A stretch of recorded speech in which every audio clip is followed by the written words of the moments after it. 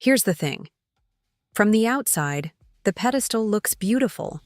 The woman who's admired, flawless, adored. The ideal woman who turns heads, earns praise, and seems to float above the rest. But here's the truth no one says out loud. The pedestal isn't freedom. It's a cage. Every smile, every performance of perfection, every time you bite your tongue to be likable, you're paying a price. And the cost is heavier than anyone admits. 1. The beauty tax. From the moment a girl is old enough to be noticed, she learns the code. Your looks are your currency. Think about it. Compliments start early. She's so pretty. Look at that hair. What a cute dress. Before you've even figured out who you are, the world tells you what matters most. Appearance. And it doesn't stop. The beauty industry is worth billions because women are conditioned to pay a tax every single day. Makeup, hair, clothes, filters, surgeries. The unspoken rule is clear. If you let yourself slip, you drop in value. Here's the hidden cost. Beauty becomes a job you never applied for. A job with no breaks, no retirement, and standards you can never truly meet. 2. Emotional suppression. Then there's the emotional tax. Women are told, be pleasant, be agreeable, don't make waves, smile, even when you're exhausted, even when you're furious, even when you want to scream.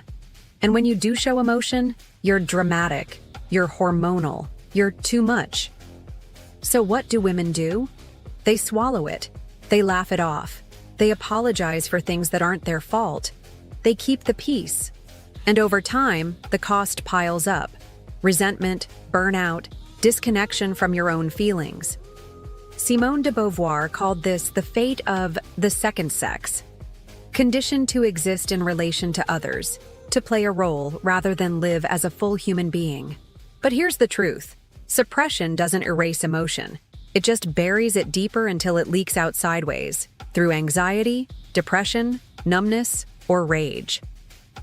3. The fear of imperfection.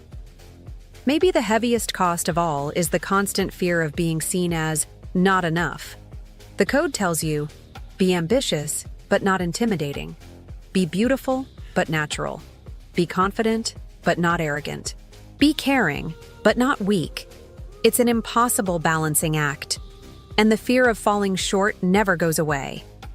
Every wrinkle, every mistake, every silence in a conversation feels like exposure, like you've been caught breaking the code.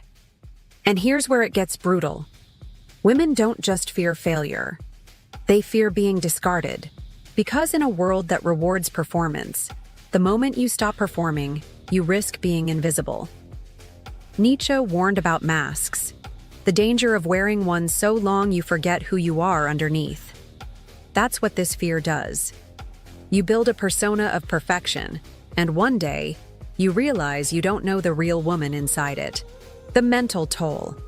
Add it all up, the beauty tax, emotional suppression, fear of imperfection, and you get an epidemic nobody talks about.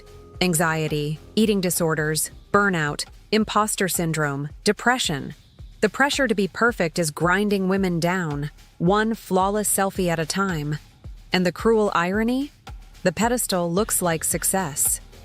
From the outside, it looks like admiration, but on the inside, it feels like collapse. Why this matters? You might think, that's just how it is. But the truth is, living on the pedestal is unsustainable.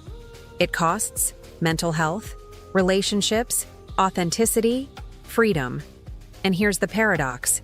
The very traits that make you human, vulnerability, imperfection, raw honesty, are the same ones the code tells you to hide.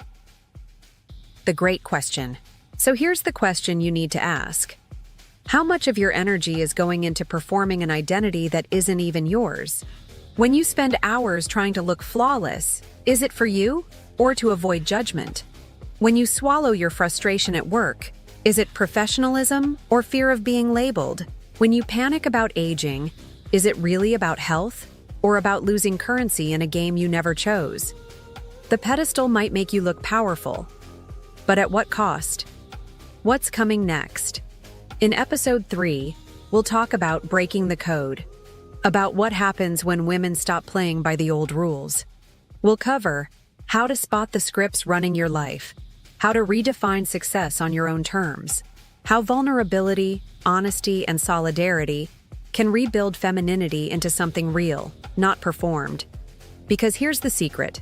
Once you stop living for approval, you discover something society never prepared you for: authentic power. Final word.